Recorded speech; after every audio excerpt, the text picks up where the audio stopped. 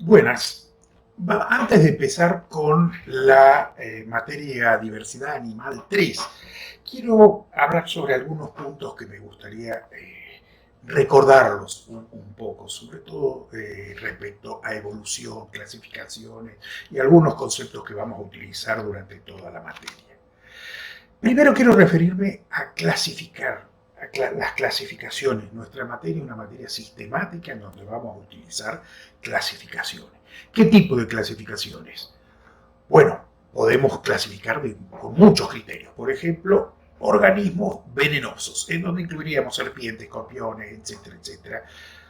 Eso sirve muy bien, es una clasificación que sirve mucho para una persona, para el Instituto Malbrán, por ejemplo, que necesita hacer este tipo de clasificaciones.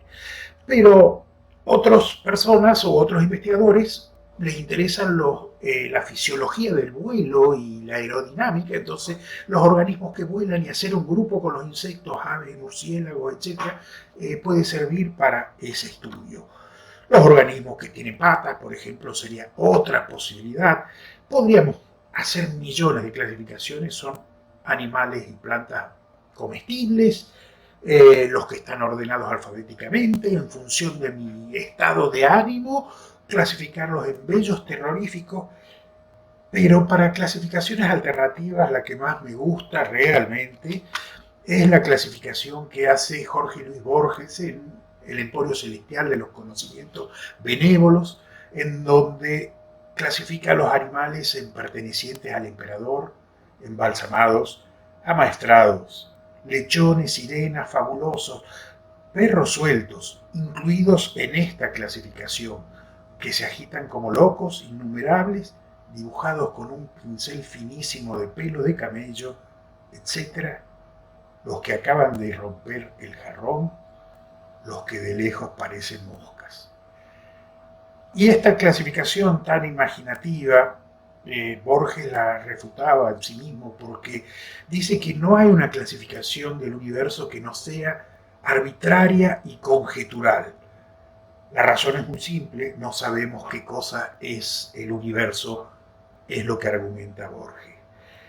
Pero en ciencia sí sabemos algo más sobre el universo. Quizás no sepamos todo del universo, pero nosotros sabemos que eh, los seres naturales vienen con la evolución. Y gracias a Charles Darwin y también gracias a Lamarck y sus ideas de cambio, la idea de la evolución es la idea preponderante actualmente y sabemos que los organismos cambian. Y entonces una clasificación basada en este cambio es la clasificación más lógica y más parsimoniosa en biología y en ciencia.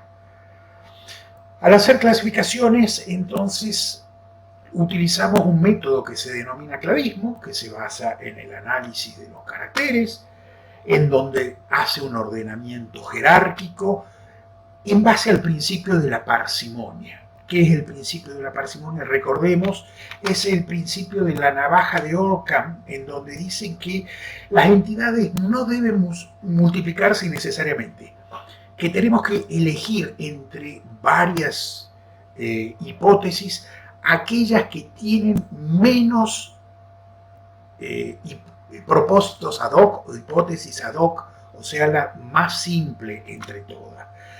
La máxima parsimonia, que se basa en esto, en un árbol filogenético, es que es preferible aquel árbol filogenético que tiene la menor cantidad de cambios evolutivos. Entonces, en el marco de la parsimonia y aplicándolo hacia los árboles filogenéticos, el árbol filogenético preferible que vamos a elegir es el que tiene la menor cantidad de cambios evolutivos, porque cada cambio evolutivo es una hipótesis ad hoc que estamos haciendo de la aparición o desaparición de un carácter. Por ejemplo, tenemos estos dos árboles filogenéticos. En este los mamíferos son el grupo hermano de las aves y en este los cocodrilos es el grupo hermano de las aves. Este árbol filogenético, en donde los mamíferos están relacionados con las aves, es un taxón que alguna vez se ha propuesto, que se denomina homeotermia y que tiene como característica una característica fundamental es que son tanto aves como mamíferos homeotérmicos, o sea que mantienen la temperatura constante gracias a la endotermia. Pero hay muchas otras características como la nidificación, los cantos, la visión en color que comparten las aves con los cocodrilos que no se pueden explicar como con un origen común y entonces tenemos que hacer como explicaciones ad hoc que aparecieron independientemente en los cocodrilos y en las aves. Veamos este segundo árbol filogenético en donde el taxón Arcosauria, que incluye a los cocodrilos y las aves, postula que aparecieron al crearse este taxón tanto la nidificación, los cantos como la visión y color, y solamente tenemos que explicar como un carácter convergente el carácter de la homotermia de los mamíferos y de las aves. Eso depende entonces de cuántos caracteres conozcamos. Los cladogramas son hipótesis y las hipótesis cambian en función del conocimiento. Sí, tenemos nuevos conocimientos, por supuesto que van a cambiar. Pero aquí tenemos dos cladogramas en donde tenemos el mismo conocimiento y tenemos dos posibilidades. Vamos a elegir entre estas dos alternativas en el marco de la parsimonia, el que tiene menos hipótesis ad hoc. Fíjense, aquí tenemos 1, 2, 3, 4, 5, 6 y 7 apariciones o desapariciones de caracteres. Mientras que acá tenemos solamente 1, 2, 3 cambios evolutivos y por lo tanto este cladograma es más parsimonioso que este otro cladograma.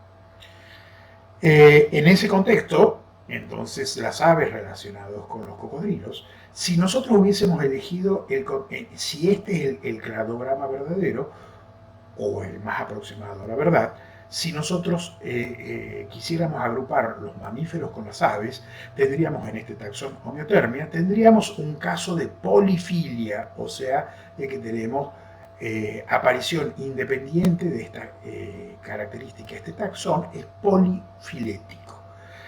Eso dejaba en algún momento a otro tipo de taxón que también es incorrecto, un taxón de tipo parafilético en la vieja definición de los reptiles, en donde se decía que los reptiles eran los amniotas que no eran ni aves ni mamíferos. Y es una vieja definición porque no incluye a todos sus descendientes. En el clavismo únicamente vamos a aceptar taxones que sean monofiléticos, o sea que contengan a su antecesor común y a todos los descendientes. Entonces a reptiles los vamos a modificar incluyendo las aves también. Los taxones se van a clasificar o se van a caracterizar, perdón, por medio de las apomorfías. Entonces vamos a mirar un poco el concepto de apomorfías versus plesiomorfías. Apomorfía es un carácter, una novedad evolutiva, un carácter que aparece por primera vez en el árbol filogenético, si lo venimos desarrollando desde abajo hacia arriba. Por ejemplo, en este árbol filogenético es una apomorfía para este grupo que incluye a los mamíferos, a los anfibios, mamíferos, cocodrilos y aves, el hecho de tener 4 patas. El taxón se denomina tetrápoda. Pero si nosotros en lugar de ver ese nodo, vemos el siguiente nodo en donde el huevo amniota es una característica de los mamíferos y cocodrilos y aves, en este contexto el tener 4 patas se transforma en una plesiomorfía porque es un carácter que apareció anteriormente y el huevo amniota pasa a ser una apomorfía. Por lo tanto, fíjense de que hay una cuestión de posición relativa. Si nosotros nuevamente vemos un nodo en una posición más distal, en donde los cocodrilos y las aves están reunidos en el Arcosauria con el carácter del canto, tanto huevo amniota como tener 4 patas es una plesiomorfía porque para este grupo este carácter ya es anterior. Otro tipo de caracteres es los homoplásicos o convergentes, que por ejemplo es el carácter de homeotermia que aparece en dos grupos independientemente y es debido a la convergencia de esos caracteres. Entonces, los grupos los podemos definir de diferentes maneras. Por ejemplo, los basados en nodos, en donde definimos así, en donde el grupo está definido, perdón, no es el nodo, es el grupo definido por el ancestro común de A y B y todos sus descendientes. Hay otra forma en que se puede caracterizar un grupo, que ya vamos a ver, que es el basado en una rama, en donde todos los grupos relacionados con A y B más que con C son los que se agrupan poniendo un nombre, por ejemplo, tetrápoda. Y los que se basan en una apomorfía, por ejemplo, todos aquellos que tienen plumas, o todos los que tienen esa apomorfía que depende del grado de conocimiento.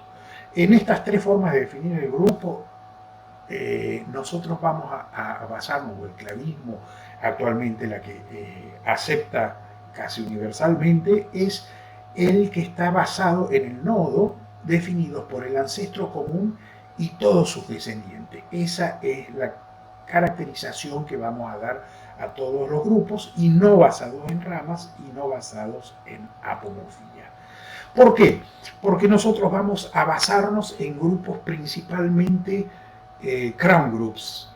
Fíjense, tenemos este árbol filogenético, ¿no es cierto?, hipotético, en donde tenemos en un eje el eje del tiempo, ¿no es cierto?, que va transcurriendo, y en el otro eje los eventos de cladogénesis o los eventos de separación. Entonces, en esta línea de tiempo tenemos que la actualidad sería la parte de más arriba, y vamos a poner cuáles grupos son los grupos actuales y cuáles grupos están extintos. Por ejemplo, aquí tenemos todos estos llegan hasta la actualidad, mientras que todos estos se han extinguido en un tiempo pasado. Dado ese cladograma, vamos a definir algunos conceptos.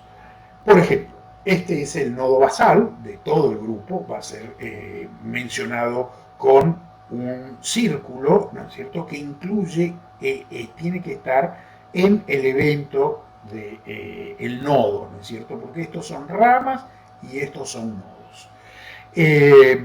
Si nosotros, en lugar de considerar este nodo basal, consideramos este otro nodo basal, en donde tenemos un nodo separado en dos ramas, esas dos ramas van a ser grupos hermanos. Se denominan grupos hermanos aquellas ramas en un evento de cladogénesis, ¿no es cierto?, las ramas hermanas. Si nosotros aquí consideramos estos dos grupos con estos nodos basales que contienen animales, especies que llegan a la actualidad, aquí y aquí, a estos grupos y a todos sus descendientes con el concepto de apomorfía los vamos a denominar como grupos coronados o crown groups, o sea, aquellos grupos que contienen a grupos con representantes actuales y a todos sus descendientes. Si en cambio definimos este grupo únicamente es el grupo que tiene a los animales extintos que lleva a un crown group. Ese grupo se lo ha denominado stem group, debido a que stem quiere decir rama, y por lo tanto es un grupo parafilético, porque no tiene a todos sus descendientes, aquí no incluye a este grupo, y es un grupo muy utilizado en paleontología para referirse a grupos basales y que vamos a tratar de evitarlos. Aquí no es un grupo, porque es un grupo parafilético. Siempre son hipótesis estos cladogramas. Las hipótesis cambian en función del conocimiento. Quizás si nosotros sabemos que hay otras características que explican mejor que las aves estén relacionadas con los mamíferos en lugar de los cocodrilos, bueno, tenemos que cambiar, porque evidentemente la ciencia va evolucionando y va cambiando en función del conocimiento.